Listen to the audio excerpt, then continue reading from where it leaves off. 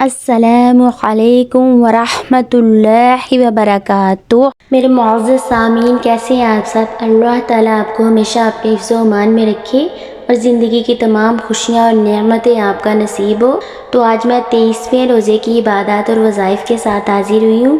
جیسا کہ آپ سب جانتے ہیں کہ پہلے 22 روزوں کی عبادات اور وظائف میں آپ کے ساتھ شیئر کر چکی ہوں۔ نبی پاک صلی اللہ علیہ وآلہ وسلم کا فرمان عظمت نشان ہے کہ رمضان المبارک تمام مہینوں سے افضل ہے۔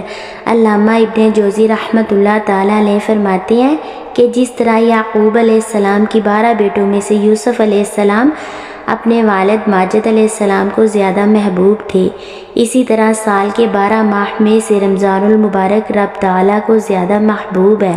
جس طرح اللہ کریم نے یوسف علیہ السلام کے واسطے سے باقی 11 بھائیوں کی مغفرت فرما دی، اسی طرح رمضان المبارک کی برکت سے 11 ماہ کی خطائیں معاف فرمائے گا انشاءاللہ عز و جل۔ رمضان المبارک کے بہت سے فضائل و خصائل ہیں۔ ان میں نمایاں خصوصیت یہ ہے کہ رمضان المبارک میں قرآن پاک نازل ہوا اور قرآن میں صرف ماہ رمضان المبارک کا نام صراحتاً آیا۔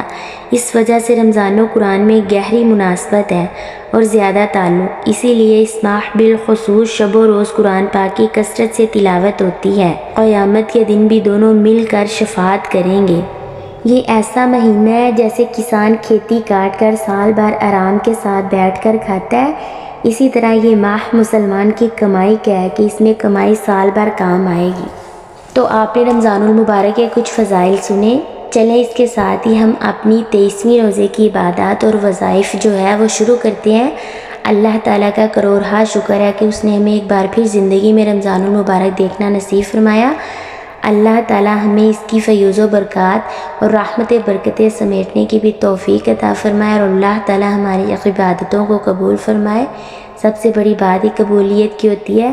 تو چلیں آئے شروع کرتے ہیں۔ بعد از نماز فجر آپ نے 7 سلام 11 مرتبہ پڑھنی ہے۔ یہ وہ 7 سلام ہیں جو ہمارے انبیاء کرام علیہ السلام پر نام لے کے قرآن پاک میں بھیجے گئے ہیں اللہ تعالیٰ کی طرف سے۔ ان کو صحیح زیر زبر کے ساتھ تجوید کے ساتھ سیکھنا لازمی ہے۔ یہ جو 7 قرآنی آیات ہیں، 7 قرآنی سلام ہیں، یہ درازی عمر، حفاظت جان و مال کے لیے بھی بہت افضل ہیں۔ ان کے بہت سے فوائد حدیث شریف میں شمار ہوئے ہیں، تو آئیے ان کو پڑھتے ہیں۔ سلام قولا من رب الرحیم، سلام علی نوح فی العالمین، سلام علی ابراہیم، سلام علی موسیٰ و ہارون، سلام علی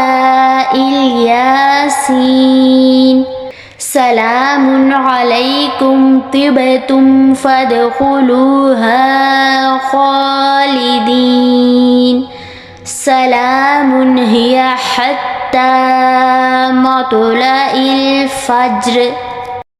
پھر بعد از نماز ظہر آپ نے سورۃ التین 21 یعنی کہ 21 مرتبہ پڑھنی ہے۔ تو آئیے تجوید کے ساتھ صحیح زیر زبر کے ساتھ صحیح تلفظ کے ساتھ سورۃ التین سیکھتے ہیں۔ پہلے آپ سنیے گا، ساتھ ساتھ پڑھیے گا، پھر آپ خود دوبارہ سے پڑھیے گا، کیونکہ قرآن پاک غلط پڑھنے کی گنجائش نہیں ہے۔ قرآن پاک غلط پڑھیں، غلط زیر زبر کے ساتھ، غلط تلفظ کے ساتھ، تو الٹا ثواب کی بجائے گناہ ہوتا ہے۔ تو آئیے سورۃ التین پڑھتے ہیں۔ بسم اللہ الرحمن الرحیم، والتین والزیتون وطور سینین وهذا البلد الأمين، لقد خلقنا الإنسان في أحسن تقويم، ثم رددناه أسفل سافلين إلا الذين آمنوا وعملوا الصالحات فلهم أجر غير ممنون، فما يكذبك بعد بالدين الدین الیس اللہ بأحکم الحاکمین۔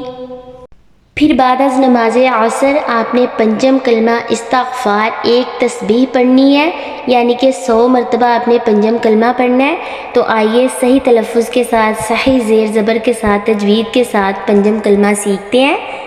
استغفر اللہ ربی من کل ذنب اذنبته عمدا او خطأ سرا او علانیة واتوب الیہ من الذنب الذی اعلم ومن الذنب الذی لا اعلم انک انت علام الغیوب وستار العیوب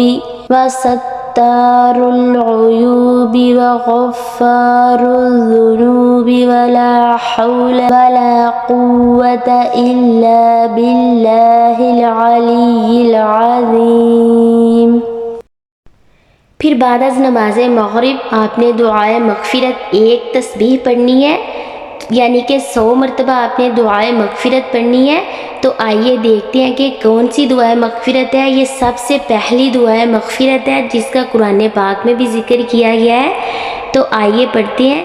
یہ وہ دعائے مغفرت ہے کہ جب حضرت آدم علیہ السلام نے وہ شجر ممنوعہ کا جو پھل تھا وہ کھا لیا تھا، جس سے اللہ پاک نے ان کو منع فرمایا تھا، تو پھر حضرت آدم علیہ السلام نے اللہ پاک کی بارگاہ میں اس طرح دعائے مغفرت کی تھی، تو اللہ پاک نے انہیں معاف فرما دیا تھا۔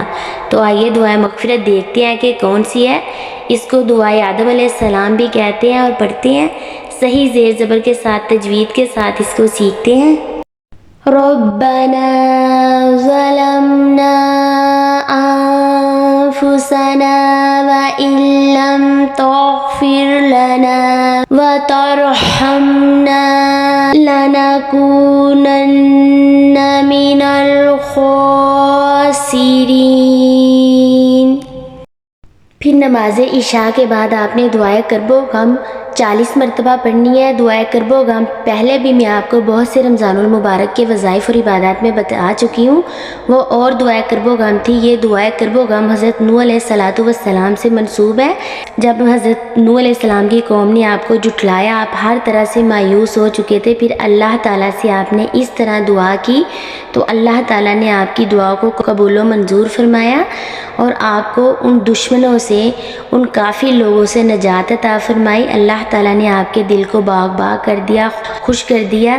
اس لیے کہتے ہیں کہ اگر کوئی شخص ہر طرح سے مایوس، لاچار اور بے بس ہو چکا ہے تو وہ دعائے نوح علیہ السلام پڑھا کرے، روزانہ کی ایک تسبیح پڑھے، یعنی کہ 100 مرتبہ، جتنی مرتبہ ہو سکے پڑھے۔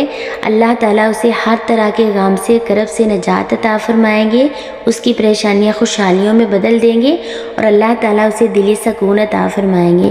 تو آئیے دعائے کرب و غم پڑھتے ہیں۔ فدعا ربه انی مغلوب فانتصر